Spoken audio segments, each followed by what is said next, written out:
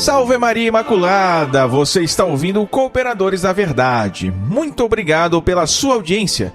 Junte-se a nós pedindo a intercessão da Santíssima Virgem Maria, São Francisco de Sales e de Santo Tomás de Aquino, para que possamos conduzir este programa segundo a vontade de nosso Senhor.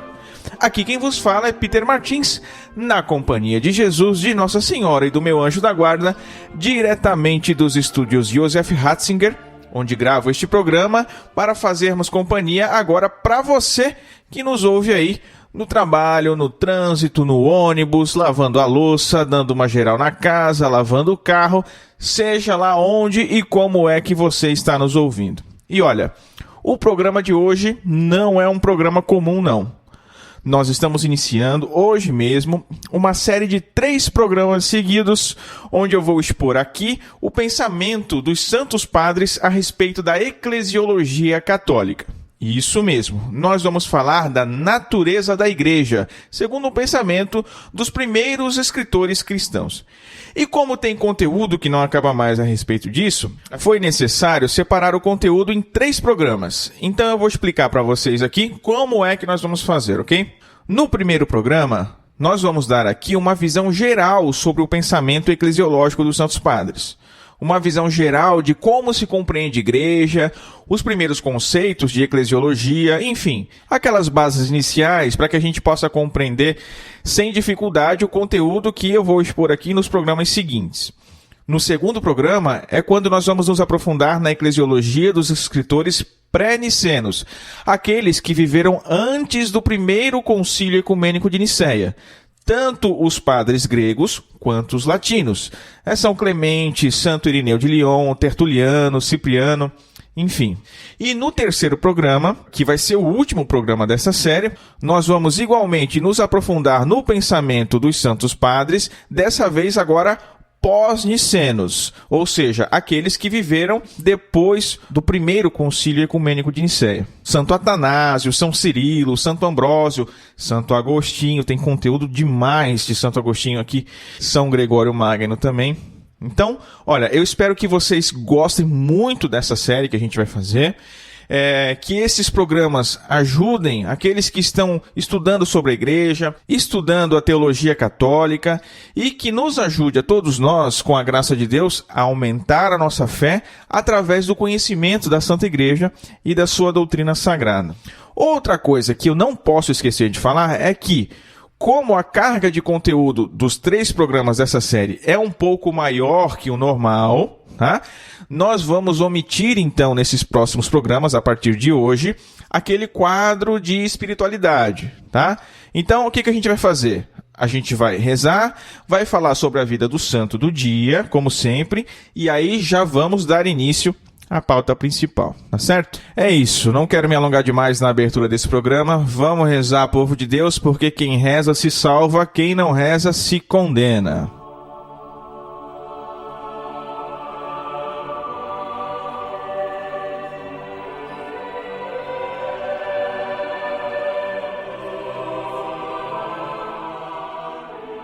São tantas as graças recebidas a que devemos agradecer, não é mesmo? Tantas pessoas que nos pedem orações. Então, querido ouvinte, junte as suas intenções às nossas intenções e rezemos juntos. Persinho crucis de inimicis nostris, libera-nos Deus noster. In nomine Patris et Filii et Spiritus Sancti. Amém. Pater noster, qui es in celis, sanctificetur nomen tum, adveniat regnum tum, fiat voluntas tua, sicut in cielo et in terra. Pani nostrum quotidianum da nobis hodie, et dimitti nobis debita nostra, sicut et nos dimittimus debitoribus nostris, et ne nos inducas in tentationem, sed libera nos a malo. Amen. Ave Maria, gratia plena, Dominus tecum, benedicta tu in mulieribus, et benedictus fructus ventris tui, Iesus. Sancta Maria, Mater Dei, ora pro nobis peccatoribus, nunc et in hora mortis nostre. Amém. Senhor, quem sois vós e quem sou eu? Vós, o Altíssimo Senhor do céu e da terra, e eu, um miserável vermezinho, vosso ínfimo servo. Grande e magnífico Deus, meu Senhor Jesus Cristo, iluminai o meu espírito e dissipai as trevas da minha alma. Dai-me uma fé íntegra, uma esperança firme e uma caridade perfeita. Concedei, meu Deus, que eu vos conheça muito, para poder agir sempre segundo os vossos ensinamentos e de acordo com a vossa santíssima vontade. Absorvei, Senhor, eu vos suplico, o meu espírito, e pela suave e ardente força do vosso amor, desafeiçoai-me de todas as coisas que debaixo do céu existem, a fim de que eu possa morrer por vosso amor, ó Deus, que por meu amor vos dignastes morrer. Amém. E continuamos reunidos em nome do Pai, e do Filho, e do Espírito Santo. Amém.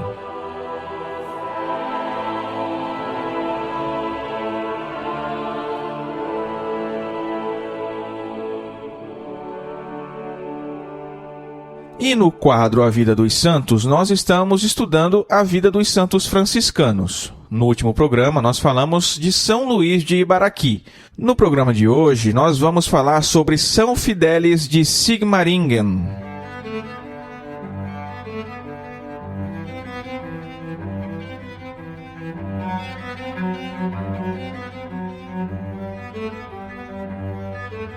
Fidélis nasceu na cidade de Sigmaringen, na Alemanha, em 1577.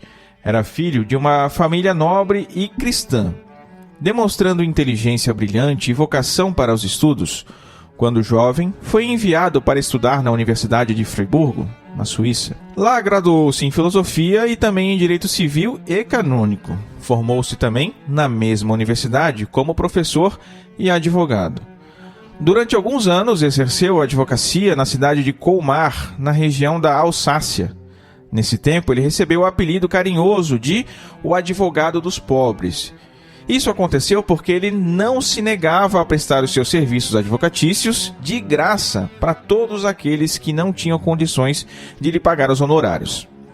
Apesar de ser um advogado brilhante, até completar os seus 34 anos de idade, São Fidélis, que tinha o nome de batismo Marcus Heide, ainda não tinha descoberto a sua verdadeira vocação.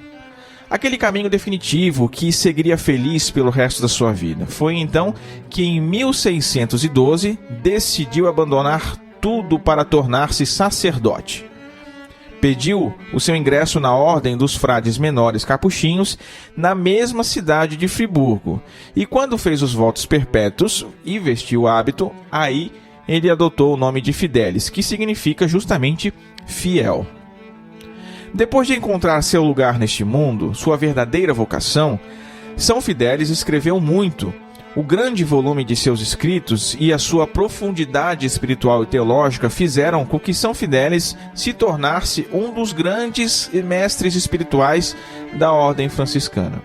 Tanto que até hoje a sua obra é bastante valorizada entre os frades franciscanos. Por causa da sua santidade, sabedoria e grande capacidade intelectual, ele assumiu importantes missões na igreja.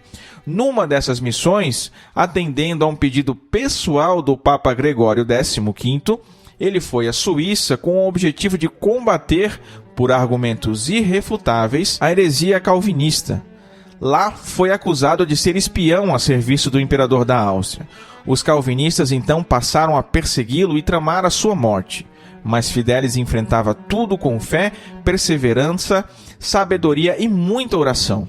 E os calvinistas, percebendo que São Fidélis, um missionário franciscano, era impecável na sua argumentação, decidiram matá-lo de vez. E de fato o fizeram, logo depois de ter celebrado uma missa na cidade de Grush.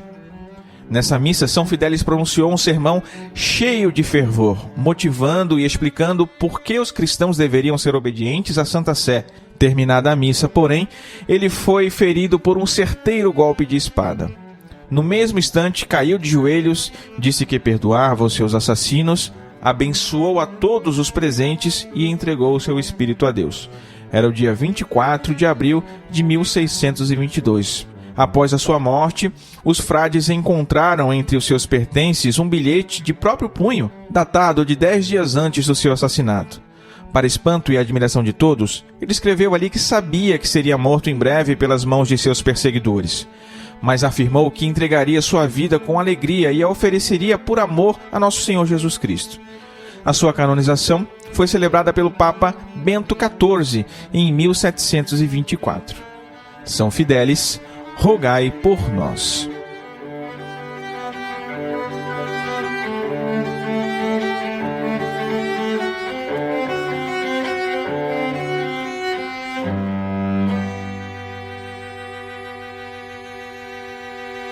Muito bem, querido ouvinte. Você quer conhecer melhor o nosso apostolado? O Apostolado Cooperadores da Verdade? Pois eu te convido a acessar o nosso site, cooperadoresdaverdade.com. Lá você encontra todos os programas desde a primeira temporada para ouvir gratuitamente. E ainda pode ler vários textos de espiritualidade, doutrina e apologética católica.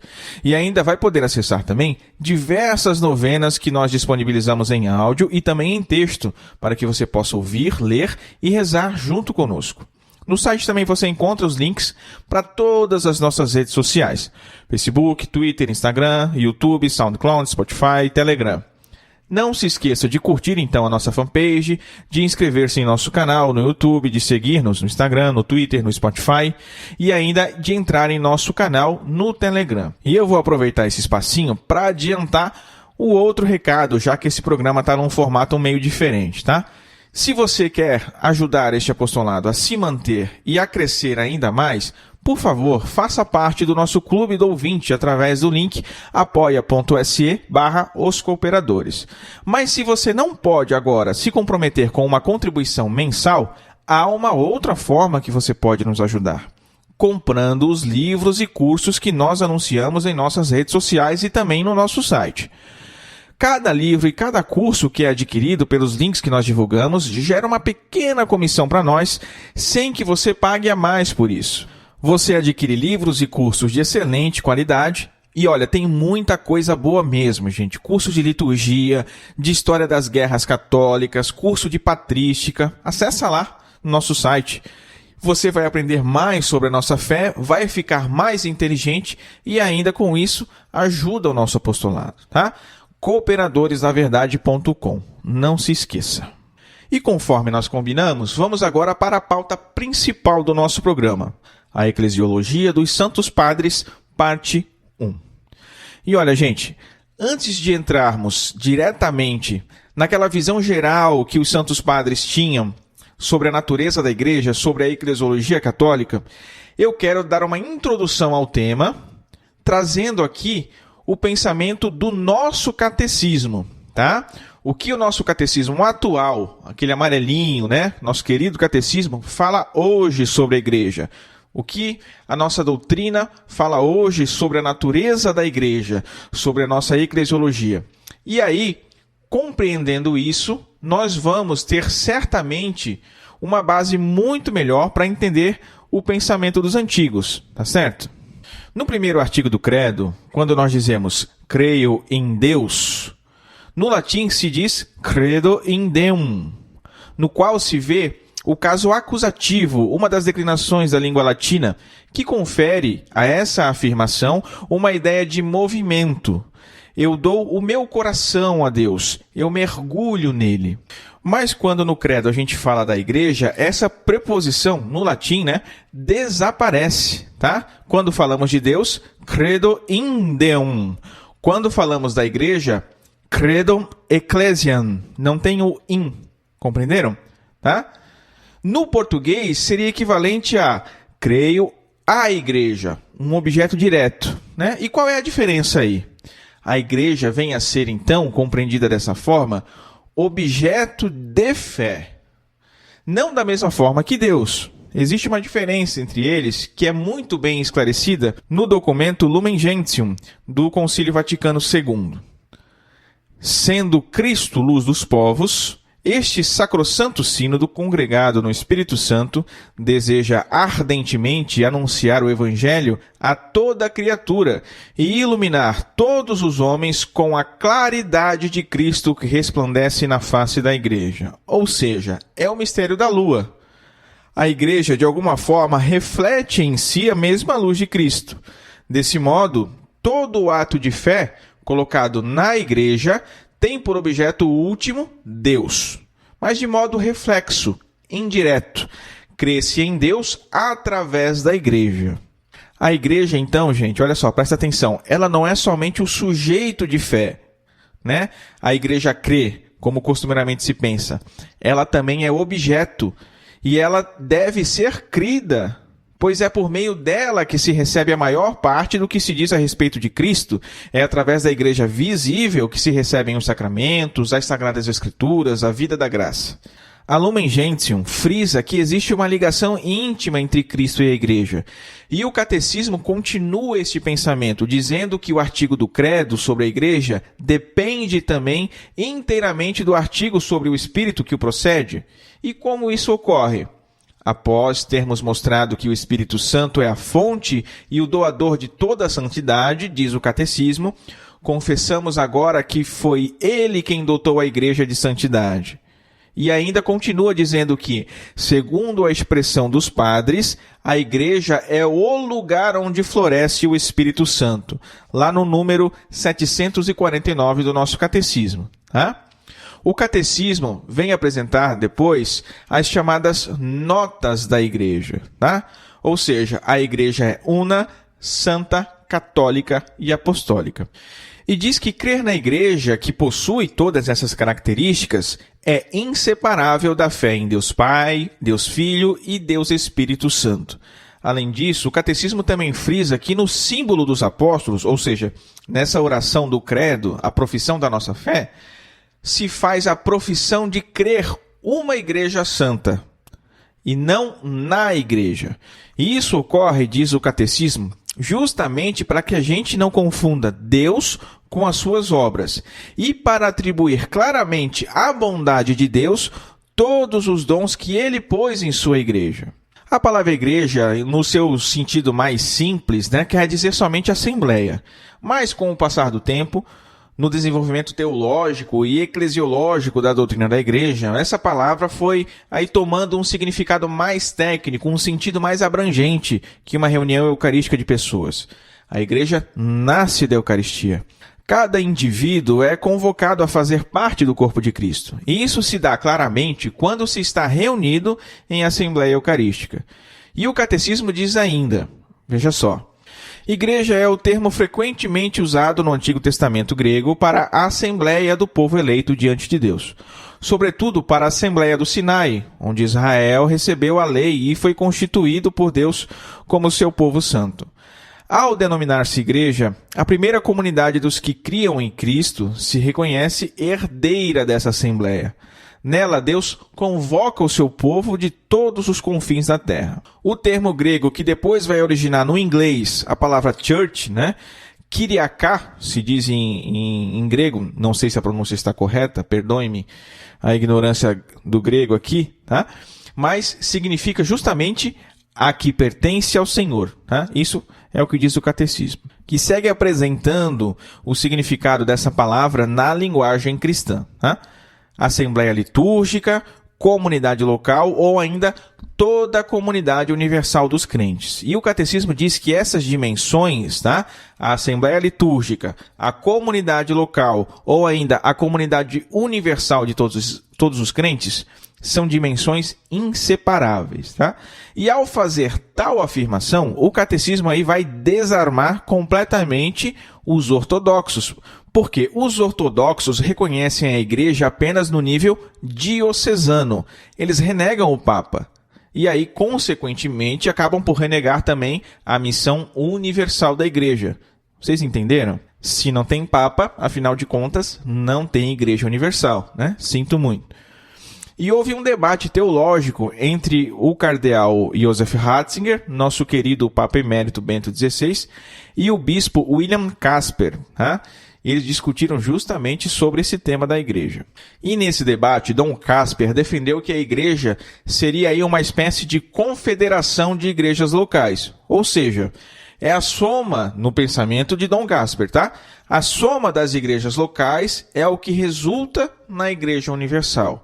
E o cardeal Ratzinger, então, nega essa opinião completamente e afirma ainda que a Igreja Universal tem precedência não só cronológica, mas também ontológica sobre a Igreja local. Segundo o cardeal Ratzinger, os apóstolos, quando saíram para pregar o Evangelho, não se preocuparam com os limites diocesanos. Da mesma forma, São Paulo, quando ia de cidade em cidade, levando o Evangelho, ele agia de maneira universal e implantava nessas cidades as comunidades locais, deixando nelas, um responsável, um outro bispo, um outro sacerdote, para celebrar a Eucaristia. Mas claramente não havia aí nessa primeira fase da igreja a visão que se tem hoje de compartimentos. E um detalhe importante que não pode jamais ser esquecido é o seguinte, olha só. É somente porque a Igreja Universal está unida a uma comunidade local que essa comunidade local pode ser igreja. A Eclesiologia Católica ensina que o Papa faz parte constitutiva de uma igreja local. Tá? Não existe uma igreja local que é a igreja verdadeira se não estiver unida ao Papa. Tá? O Concílio Vaticano II diz que o Papa tem jurisdição universal e ordinária sobre a igreja. E então a igreja não é uma federação. As igrejas locais têm sim certa autonomia, mas diferente dos ortodoxos, elas não possuem autocefalia, ou seja, não possuem suas próprias cabeças. Uma diocese, pelo motivo que for, se ela deixa de estar unida ao Papa, deixa de ser católica. E aqui uma anedota muito rápida, tá? Quando nós nos referimos aos ortodoxos com a expressão igrejas ortodoxas, no plural, não tem nada de errado, porque são dioceses, tá? São igrejas locais, mas se separaram de Roma, né? Perderam a comunhão com o Papa e aí por isso deixaram de ser igreja católica, que é a única igreja de Cristo. Elas estão em estado de cisma, são igrejas cismáticas, tá? Essas igrejas ortodoxas possuem, sim, elementos eclesiais que são respeitabilíssimos, tá? Os sacramentos são válidos, a sucessão apostólica é válida e reconhecida, mas não tem o primordial para a eclesiologia católica, que é a comunhão com Pedro, a comunhão com o Papa. O catecismo elenca, logo em seguida, os símbolos da igreja, tá? Diz que a igreja é um redil, é uma lavoura, é uma construção, é uma família, é um templo, é a Jerusalém Celeste e é, por fim, a esposa de Cristo. E de todos estes símbolos, um em especial é considerado superior a todos os demais, que é a igreja como o corpo de Cristo. Diz o catecismo: na Sagrada Escritura, encontramos uma multidão de imagens interligadas, pelas quais a revelação fala do mistério inesgotável da igreja. As imagens tiradas do Antigo Testamento constituem variações de uma ideia de fundo, a do povo de Deus. No Novo Testamento, todas essas imagens encontram um novo centro pelo fato de Cristo tornar-se a cabeça desse povo, que é então o seu corpo. Em torno deste centro agrupam-se imagens tiradas da vida pastoril ou da vida dos campos, ou ainda do trabalho de construção ou da família e do casamento. No Concílio Vaticano II, a grande imagem atribuída à Igreja era de o corpo de Cristo. Mas na Constituição Dogmática Lumen Gentium, há uma outra imagem, a de povo de Deus, o que permitiu, assim, uma interpretação sociológica da igreja. Mas a gente precisa deixar claro aqui que essa não era a intenção do concílio. E o próprio catecismo, no parágrafo 753, vai recordar que a igreja, como povo de Deus, é, na verdade, veterotestamentária. Essa ideia de igreja como povo de Deus é do Antigo Testamento. Então, tem certos limites, tá? O povo de Deus de hoje não é entendido da mesma forma que o povo de Israel. Então, o povo de Deus é uma ideia do Antigo Testamento que no Novo Testamento vai tornar-se aí muito mais clara, tá? Na América Latina, muito infelizmente, com a teologia da libertação, essa interpretação da igreja como povo de Deus, ela foi ainda mais extremada. Ou seja, o povo de Deus vai se tornar aí simplesmente povo, com claro viés marxista, né? Povo vai significar, então, o proletariado. Tá?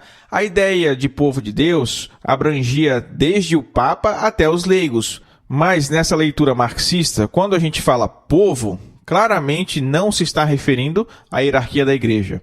Ela já não faz mais parte do povo de Deus. E quanto às notas da igreja, una, santa, católica e apostólica, o catecismo vai dizer que são justamente estas características que identificam a verdadeira Igreja de Cristo. Estes 4 atributos, inseparavelmente ligados entre si, indicam os traços essenciais da igreja e de sua missão, diz o Catecismo no parágrafo 811. A igreja é una, ou seja, Cristo não tem 2 corpos. Ele tem um corpo só. Portanto, existe uma unidade da igreja. Não existem 2 esposas de Cristo. Existe somente uma e é a Santa Igreja Católica. Lutero teve que enfrentar esse problema, né? E como que ele resolveu? Resolveu entre muitas aspas, né? Afirmando que a Igreja de Cristo é uma realidade invisível e que ela é formada pelas almas das pessoas espalhadas pelas diversas igrejas existentes no mundo. Um erro crasso, né? Porque o que ele fez foi transformar a igreja em uma abstração, enquanto a igreja verdadeira, o corpo de Cristo, é algo definitivamente concreto. Tá? No livro dos Atos dos Apóstolos, quando Saulo estava perseguindo os cristãos, Jesus perguntou: Saulo, Saulo, por que me persegues? Algo muito concreto, não é verdade? Da mesma forma, Jesus vai dizer a Pedro: por isso eu lhe digo, você é Pedro, tu é Pedro, e sobre esta pedra constituirei a minha igreja, e o poder da morte nunca poderá vencê-la. Eu lhe darei as chaves do reino dos céus, e tudo o que ligares na terra será ligado no céu, e o que desligares na terra será desligado no céu. Assim, quando Jesus reúne os 12 apóstolos, ele constitui um corpo compacto. Chamando os 12, Jesus estava querendo começar o novo povo de Deus, reformar o povo de Deus, né? Trata-se de uma realidade visível e, portanto, dizer que a Igreja de Cristo é invisível vai absolutamente contra a dinâmica encarnatória do Verbo encarnado. Deus se fez carne e a Igreja continua abstrata, não tem cabimento nenhum. A Igreja de Cristo é visível e é a católica.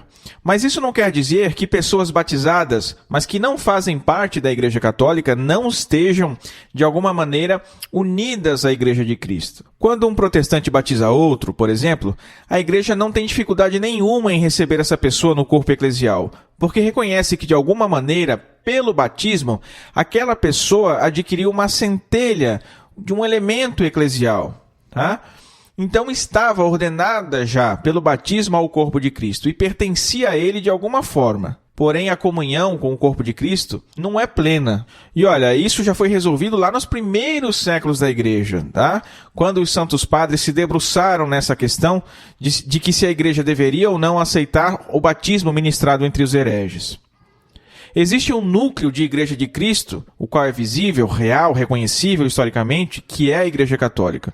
Ela possui em Cristo a sua fonte e o seu fundador, diz o Catecismo. O Concílio Vaticano II diz que a Igreja de Cristo subsiste na Igreja Católica, mas é verdade que muitas pessoas não souberam como interpretar essa afirmação, né? Então, a Congregação para a Doutrina da Fé, quando tinha por prefeito ainda o cardeal Joseph Ratzinger, esclareceu e afirmou, dizendo que a substância da igreja está na Igreja Católica. E, portanto, o que existe nas outras igrejas entre aspas, né, não é a substância completa, mas tão somente elementos da Igreja de Cristo. E o que se quer dizer por substância aqui? Tá? Eu vou tentar explicar isso de uma forma bem fácil, fazendo uma analogia com uma cadeira, por exemplo. Para uma cadeira ser reconhecida como cadeira, é preciso que se tenha alguns elementos essenciais. O encosto, as pernas, um lugar para sentar. Essa é a substância da cadeira. Aquilo que faz com que a cadeira seja cadeira e não mesa. E existem, além da substância, os elementos acidentais. Se a cadeira é preta ou branca, se ela tem rodinhas ou não, se ela tem 3 ou 4 pernas, etc. Isso são questões acidentais. Certo? A substância é aquilo que se vê e imediatamente se diz cadeira. Aquilo que você olha e diz é uma mesa, ou é um banco, ou é um sofá. É aquilo que faz com que a coisa seja aquilo que é e não outra. Entendido? Se você tem uma cadeira completa e com um serrote você corta a perna e leva para sua casa, você pode dizer que levou para casa uma cadeira? Ou só um elemento da cadeira? Da mesma forma, então, as igrejas protestantes possuem elementos eclesiais, conforme explica o Concílio Vaticano II. E é por isso mesmo que o próprio concílio não denomina as comunidades protestantes como igrejas, mas as chama de comunidades eclesiais. Só existe uma Igreja de Cristo que possui unidade de doutrina, unidade nos sacramentos, unidade no governo eclesiástico, e essa igreja é a Igreja Católica. As igrejas protestantes não são Igreja de Cristo, mas é possível encontrar, sim, elementos eclesiais nelas. E nós dizemos também que a igreja é santa. Mas como que a gente entende que a igreja é santa quando há tantos pecadores presentes na igreja, né? Incluindo aqui eu e você, né? E para explicar essa realidade, o catecismo aí oferece uma abundância de explicações, né? Nós vamos aqui nos ater às mais substanciais. A igreja é santa porque essa é a sua propriedade básica. Os pecados, portanto, não pertencem à igreja. Os pecados pertencem aos seus membros pecadores. E como eu fiz a analogia da cadeira para explicar a substância da igreja, eu vou utilizar de uma outra analogia aqui para explicar a santidade da igreja, tá certo? Analogia de um clube, tá? Olha só, 2/3 dos membros de um clube aí ficaram doentes. Diante disso, é possível dizer que o clube inteiro está doente? Não, né? A doença atingiu somente os membros do clube. Então, existe uma diferença clara entre a doença dos membros e a doença do clube. É claro que essa é uma analogia fraca. Aliás, toda analogia é imperfeita, né? Mas por ela, a gente consegue compreender um pouco melhor que a identidade da igreja está naquilo que ela é na sua, como eu disse antes, essência. Naquilo que ela é substancialmente, né? E o pecado não faz parte da substância da igreja. O pecado é um acidente. Por isso a igreja é santa. O núcleo da igreja é o Cristo cabeça e nele não há pecado. Obviamente ele é Deus, é o Santíssimo. Existem muitos membros da igreja que já estão totalmente santos no céu, sem nenhum pecado também, sem nenhuma mancha, começando principalmente pela Santíssima Virgem Imaculada, que nunca pecou nem quando viveu nesta terra, né? Mas também há muitos homens e mulheres manchados pelo pecado original e que mesmo assim já estão totalmente purificados no céu. Ou se purificaram aqui, ou se purificaram no purgatório. E é esse que é o núcleo da igreja. Pensar na igreja e se ater às pessoas que só estão aqui na terra, então a gente vai limitar demais aquilo que a igreja é de verdade, né? Para entender o que é a igreja, é necessário ter fé, da mesma forma que é preciso ter fé para entender a Eucaristia. Se não tiver fé, o pão é somente pão. Então, para entender essa realidade da santidade que está na igreja, somente com fé. Se não, esquece, meu amigo. E a fonte dessa santidade é a caridade. O catecismo diz que ela é a alma da santidade, a qual todos são chamados. Santo Tomás de Aquino diz que a caridade é a forma da fé, né? O catecismo continua. A caridade, ela dirige todos os meios de santificação e dá-lhes a forma e os conduz ao fim. A próxima nota da igreja, a característica da igreja, é a sua catolicidade. Nós rezamos, a igreja é católica. E normalmente, a palavra católica é traduzida como universal, né? Porém, o catecismo esclarece o real sentido dela, ao afirmar que significa universal no sentido de segundo a totalidade, segundo a sua integralidade, tá? Então, uma tradução mais fiel seria holístico, né? Ou seja, é universal no sentido de todo, aquilo que é conforme ao todo. Você precisa crer em tudo, você não pode escolher aquilo que você quer crer, como fazem os protestantes.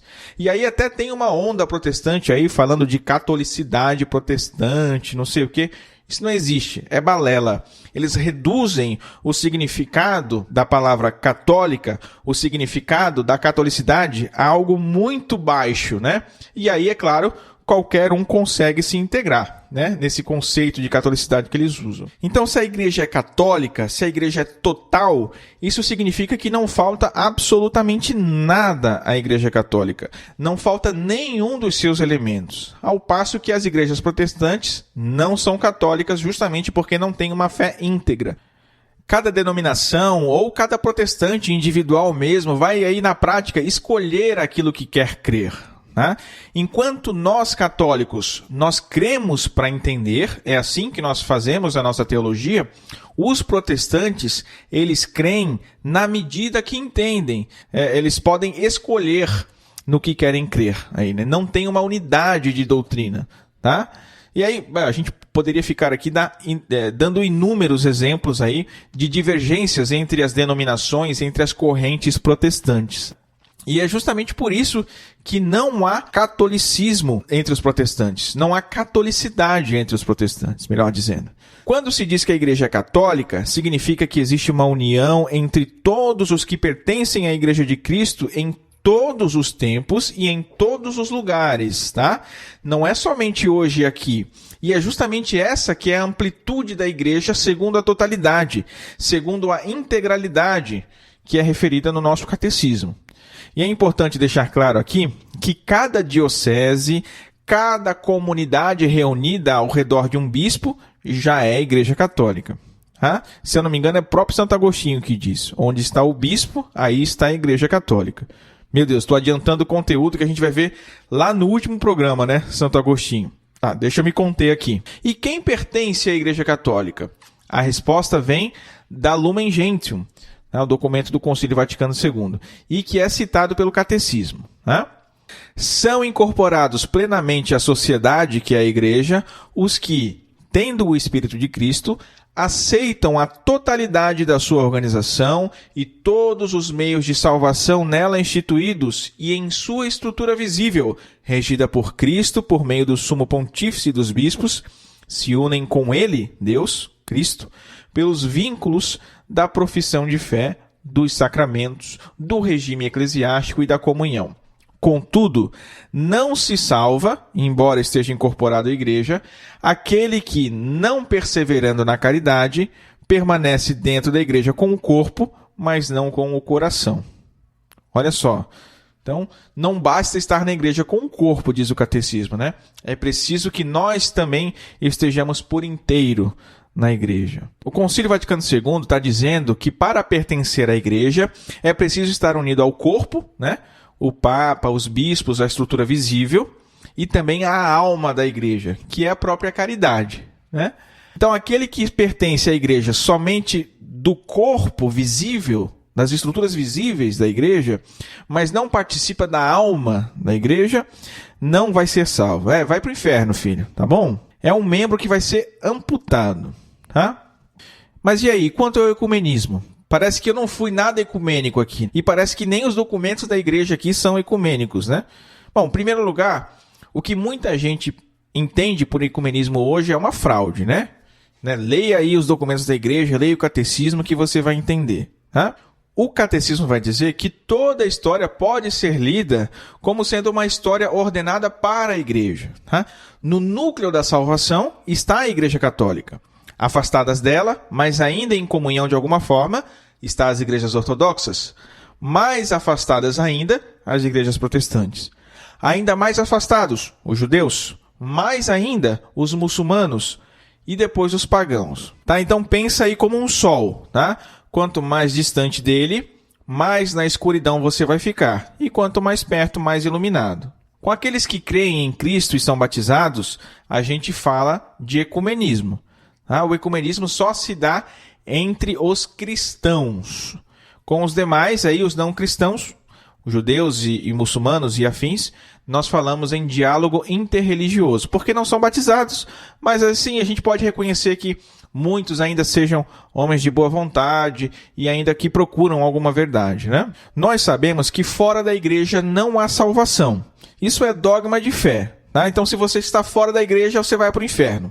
E o choro é livre, tá? O choro e o ranger de dentes aí são livres, tá certo? Mas é verdade que isso precisa ser entendido também da forma certa. E quem esclarece um pouco melhor para a gente é justamente o Concílio Vaticano II, novamente no documento Lumen Gentium, tá? Apoiado na Sagrada Escritura, diz o documento, e também na tradição, o concílio ensina que esta igreja peregrina é necessária para a salvação. O único mediador e caminho da salvação é Cristo, que nos torna presentes em seu corpo, que é a igreja. Ele, porém, inculcando com palavras expressas a necessidade da fé e do batismo, ao mesmo tempo confirmou a necessidade da igreja, na qual os homens entram pelo batismo como que por uma porta. Por isso, não podem salvar-se aqueles que, sabendo que a Igreja Católica foi fundada por Deus, por meio de Jesus Cristo, como uma instituição necessária e, apesar disso, não quiserem entrar nela e nem nela perseverar. Aqueles, porém, que sem culpa ignoram o Evangelho de Cristo e a sua Igreja, continua o documento, mas buscam a Deus com o coração sincero e tentam, sob o manto e influxo da graça, cumprir por obras e sua vontade conhecida por meio do ditame da consciência, podem conseguir a salvação eterna. E não existe aqui nenhuma contradição, tá? A igreja é necessária para a salvação e quem a rejeita está rejeitando a salvação. Porém, se por ignorância a pessoa não sabe disso, ela tem chance de ser salva se seguir a sua própria consciência e, de alguma maneira misteriosa, se salva através da igreja. Haverá sempre uma pertença ao corpo de Cristo, que é a igreja, mesmo que isso não seja visível. Agora, isso significa que todo ignorante vai ser salvo? Não. Significa que qualquer um desses que nunca vão conhecer o Evangelho de Cristo vão ser salvos? Não. Serão salvos aqueles que Deus assim o quiser. A gente não tem conhecimento. O último ponto levantado pelo catecismo é o da apostolicidade da igreja. Então, dizer que a igreja é apostólica significa que não se deve fundar uma igreja, não se deve inventar coisas, mas, pelo contrário, simplesmente manter, conservar a fé apostólica, conservar os sacramentos, conservar a tradição e a escritura que foi legada a nós pelos apóstolos. Tem a ver com uma continuidade orgânica, chamada, então, a sucessão apostólica. A sucessão apostólica se dá de maneira concreta e sacramental pelos bispos, que são os legítimos sucessores dos apóstolos. Mas também as demais pessoas que não são bispos, quando firmam a comunhão com os bispos, entram também em certa sucessão apostólica. Afinal de contas, a fé que nós recebemos vai sendo sucedida de geração em geração até chegar a nós, não é mesmo? Aquele que está unido ao Santo Padre, o Papa, com os sucessores de Pedro que vieram antes dele, com os bispos que estão em união com o Papa, pertencem também à sucessão apostólica, como um pequeno canal de água aí, que se junta ao imenso caudal da fonte que são os apóstolos. A fonte da salvação é o Cristo. A igreja é o mistério da lua, que reflete a luz do Cristo. Mas é exatamente por isso que ela é necessária para a salvação. A fonte é o Cristo e ela é o canal da graça. A comunhão com a igreja significa a comunhão com a fonte da salvação. Bom, dá uma respirada aí agora, você que está me ouvindo. Tudo que eu falei até agora é só assunto do nosso catecismo. Agora, a partir de agora, deste momento, é que eu vou entrar um pouquinho aqui na introdução ao pensamento eclesiológico dos primeiros pensadores e escritores cristãos, Então, essa base que eu dei agora do catecismo foi necessária e é necessária para entender todo o conteúdo que vai ser transmitido a partir de agora. Nos escritos do Novo Testamento, a igreja não é tratada como tema teológico, mas como um horizonte ou um âmbito vital da fé na ressurreição de Jesus. Esse âmbito vital da fé, fundado na pregação do próprio Jesus e encaminhado depois pelo dom do seu Espírito, se forma mediante o anúncio missionário em Israel e para todos os povos. Por isso aqui no Novo Testamento, a igreja vai aparecer aí em relação com os diversos temas centrais da pregação apostólica. Com a condição do discípulo e com o seguimento de Cristo para chegar ao reino de Deus, ao mostrar a continuidade e a diferença em relação a Israel, na obrigatoriedade normativa da fé na pregação apostólica e na tradição, na construção da unidade operada pelo Espírito mediante o estar com Cristo, a igreja como corpo de Cristo, como esposa de Cristo, na esperança que as comunidades perseguidas têm na parousia. Então é por isso que a igreja considera a si mesma como comunidade dos crentes em Cristo, provenientes de todos os povos da terra. O termo grego para igreja no Novo Testamento, eclésia, indica não só uma pequena comunidade, mas também a comunidade de todos os crentes que formam a Igreja Universal. A reflexão teológica sobre a natureza da igreja já foi incrementada logo devido ao desenvolvimento da própria cristologia primitiva, porque é a igreja quem vai apresentar Jesus em um amplo horizonte, tanto cosmológico como cronológico. o Filho pré-existente de Deus, o Senhor que virá novamente, a cabeça da criação. Ao mesmo tempo, São Paulo vai apresentar nas suas cartas a ideia de igreja como o Christus prolongatus, o Cristo que continua a viver. A igreja como uma continuidade histórica da encarnação de Cristo. E é aí que surge uma eclesiologia transcendente, mas que confere às comunidades concretas, imanentes, uma certa relevância importante que as associações cultuais do paganismo não se atribuíam, não se via isso no paganismo. Essa importante eclesiologia que surgiu no cristianismo primitivo abrange 3 aspectos. Primeiro, a preexistência da igreja. Depois, o fim escatológico da igreja no reino de Deus. E, por fim, os seus aspectos cosmológicos. Não se preocupa que a gente vai falar sobre cada um deles aqui, tá? Então, de forma bem sistematizada para ficar claro aí para você, tá? Primeiro, a pré-existência. São Clemente, já com a ajuda da cristologia pré-existente, desenvolve a ideia aí de que a Igreja Celeste foi criada no início da criação. A criação do ser humano como homem e mulher aí, então, já representa aí uma figura de Cristo e da Igreja. E essa ideia de São Clemente, da Igreja pré-existente, também vai aparecer nos escritos do pastor de Hermas, tá? Que apresenta a Igreja como originada antes do Sol e da Lua. E tudo foi criado em vista dela. Os escritos dos primeiros cristãos aí da igreja primitiva, então, vão falar, além das exortações práticas, além dos conselhos para a vida espiritual, também já certas especulações a respeito dessa igreja transcendente e pré-existente, a qual estão unidas todas as comunidades imanentes, tá? E também, claro, cada crente. A imagem que São Paulo faz da igreja como um corpo já aparece no âmbito cultural helenístico para descrever outros tipos de associações, tá? Mas as consequências teológicas que se tira daí para se referir à igreja no paraíso e à igreja de Abel, ou seja, que está presente tanto numa comunidade local, imanente, quanto na alma de cada crente, isso é exclusividade da teologia cristã, tá? Então, atenção, tá? O cristianismo primitivo vai entender que existe uma igreja sobre a terra desde a criação do homem, ou no máximo aí começando pela oposição entre Caim e Abel.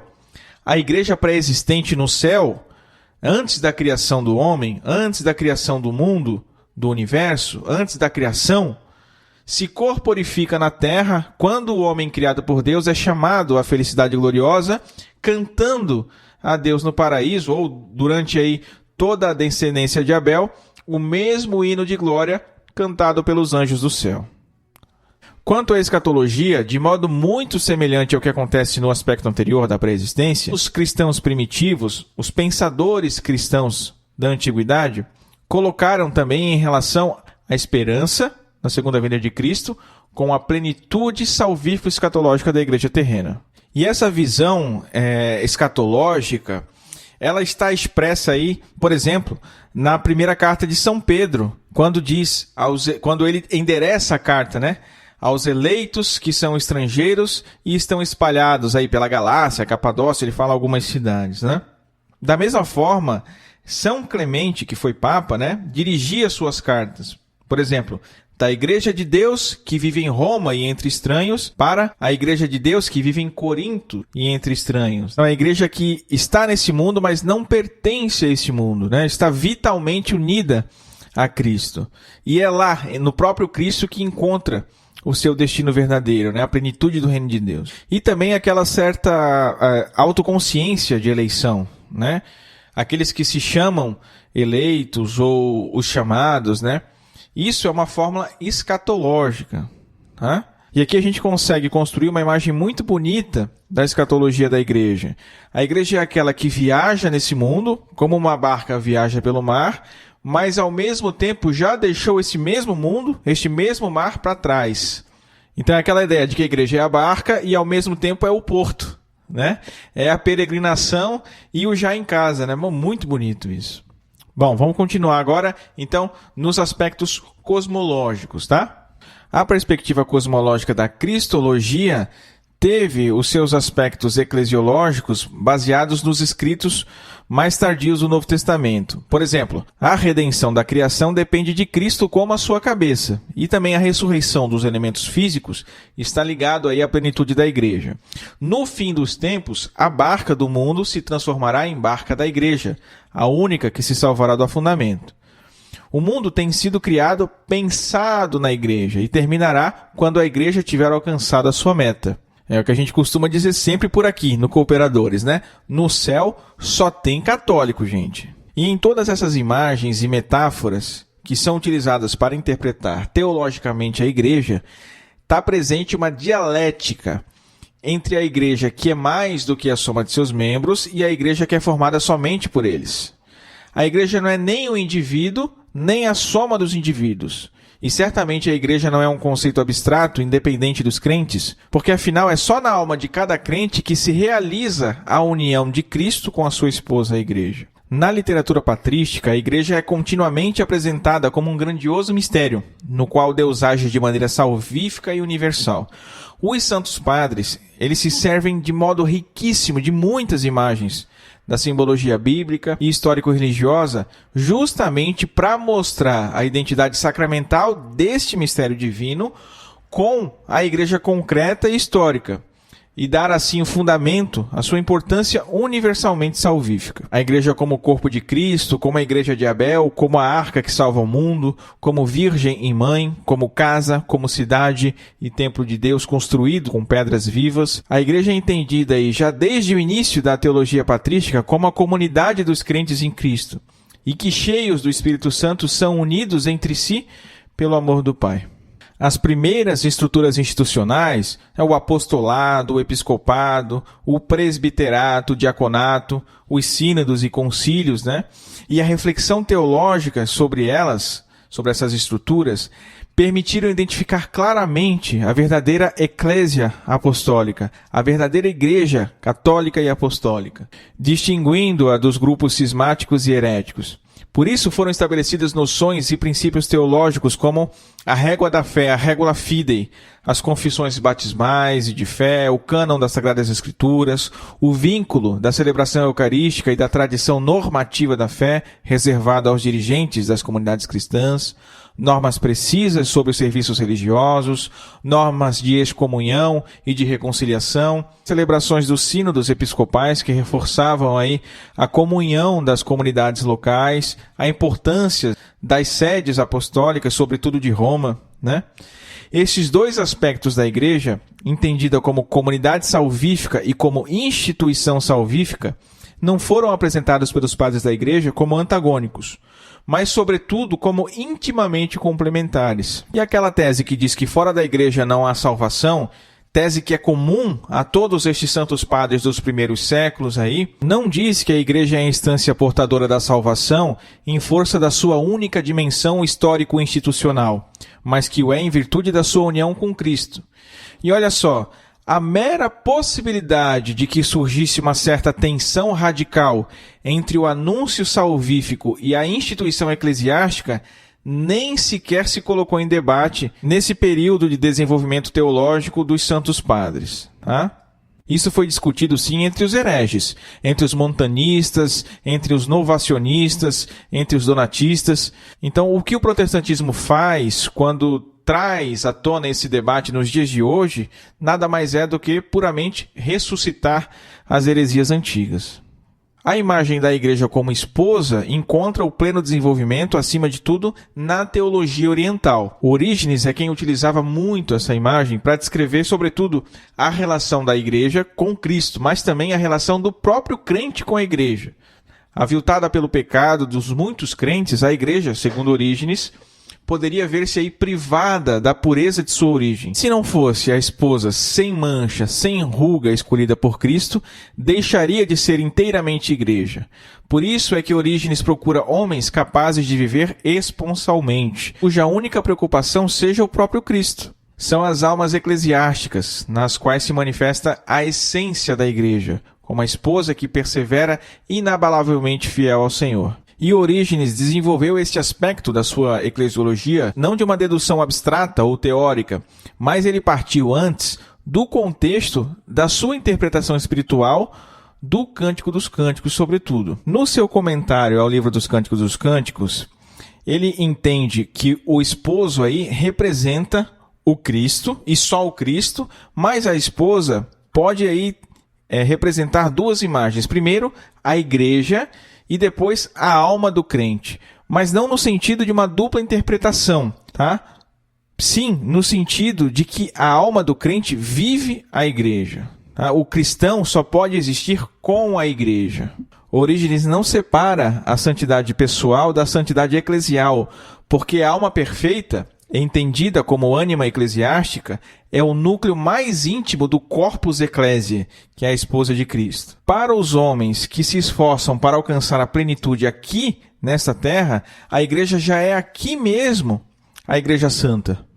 Ela não é aérea ou espiritualizada, mas é visível e experimentável, exatamente no ponto decisivo da santidade. Enquanto a teologia oriental desenvolveu melhor a imagem de igreja como esposa, aqui no Ocidente nós vamos ver com mais frequência e com um desenvolvimento melhor a imagem da igreja como mãe. Tertuliano vai falar da Mater Ecclesia, que se ocupa no cuidado com os neófitos, de fazê-los viver de acordo com a disciplina da própria igreja. Cipriano vai aprofundar um pouco mais essa percepção, essa imagem da igreja como mãe. Ela é abençoada com uma feliz fecundidade. Só ela oferece a salvação divina, e quem dela se separa não pode viver nem respirar. Cipriano falou várias vezes que ninguém pode ter a Deus como pai se não tem a igreja como mãe. E se serviu justamente dessa imagem da igreja como mãe para expor a unidade da igreja diante dos grupos cismáticos e heréticos.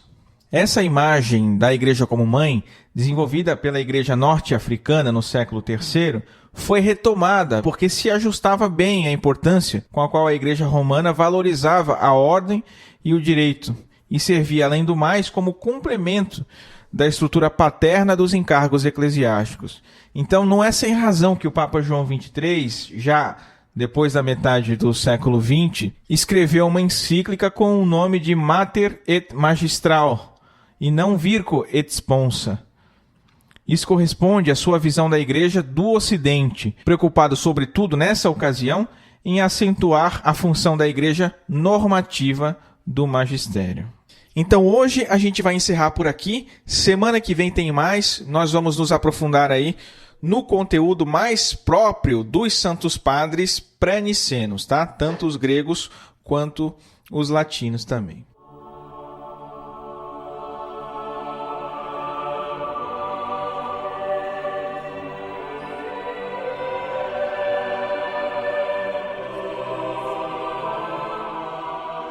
E rezemos a Virgem que nos proteja, nos guie e cuide do nosso apostolado. Salve Regina, Mater Misericordiae, vita dulce et spes nostra salve. A te clamamos, exules filievi, a te suspiramos gementes et flentes in hac lacrimarum vale. Ea ergo advocata nostra, et dotus misericordias oculos ad nos converte. Et Iesum benedictum fructum ventris tui, nobis pos hoc exilium ostende. O clemens, o pia, o dulcis Virgo Maria. Ora pro nobis, sancta Dei genitrix, o dignificiamur promissionibus Christi. Amém.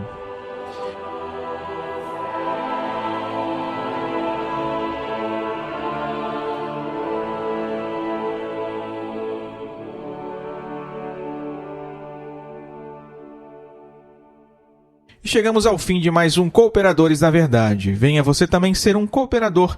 Siga-nos nas redes sociais, seja sócio do nosso Clube do Ouvinte e ajude o nosso conteúdo a chegar mais longe. Aí não deixa de comentar, no post do nosso programa, lá no blog ou nas redes sociais, tá? Gostou? Não gostou? Tem algo a acrescentar? Vem cooperar com a gente e o espaço está aberto para você. O Cooperadores da Verdade agora pertence ao Centro de Estudos São Francisco de Sales, um núcleo de formação intelectual da Milícia de Santa Maria, aqui em Itajaí, Santa Catarina. Para conhecer, acesse sãofrancisco.org e miliciadesantamaria.com.br. Muito obrigado pela audiência, reze por nós, Deus te abençoe, salve Maria.